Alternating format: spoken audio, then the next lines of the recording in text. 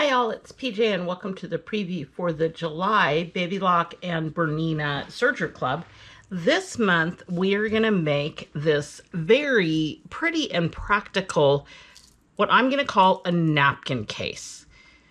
We made the rolled edge napkins last month, and then this month we're making this clever little case to put them in. When I first saw this, the sample that I saw had a button attached here, and this was just meant to stay flapped down. As I was looking at it, it occurred to me if this flap wasn't secured, you could actually, once the napkins were removed, if you had an Insulbright insert, you could just slip that in there, flip this back up, and then you would have a trivet that matched your napkins. So that's how I've set up this project. Here's another version, same scenario. What I did here, instead of actually attaching the button, I have just used a boutonniere pin that has a little cap on it. I stuck my button onto that, and then this can come off. So after you take out your napkins, so here's your napkins. This is my little Insulbright insert. It's got just cotton top and bottom cloth, and then there are layers of warm and natural batting, and then a center layer of Insulbright. So once the napkins are out, you have just a really nice large trivet that will coordinate with your napkins. It's very fun and practical, makes a great gift. If you're lucky enough to have an embroidery machine, here I just did a Bon Appetit. I may have gotten a little too close with the matching of the embroidery thread because you can barely see it. I'll bring that way up, and I honestly am not sure you can really see that on the camera. This is the same, this is a 30 weight Wonderfill rayon.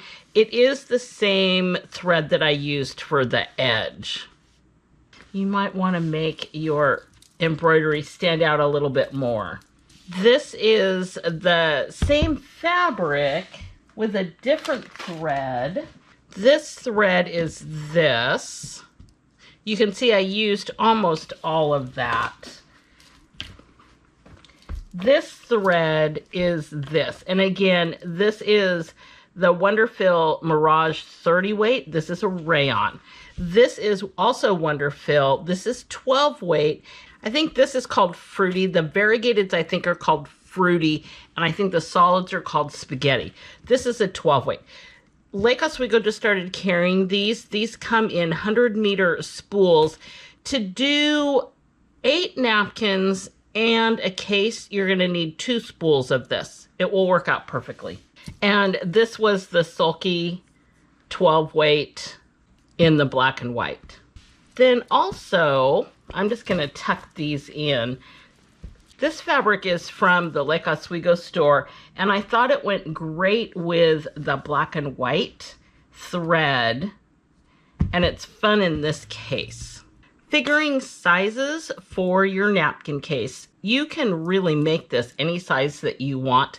This, I think, is actually a pretty handy size. It doesn't take tons of materials, and it is an appropriate size to fit on a table, and it's a good size for a trivet.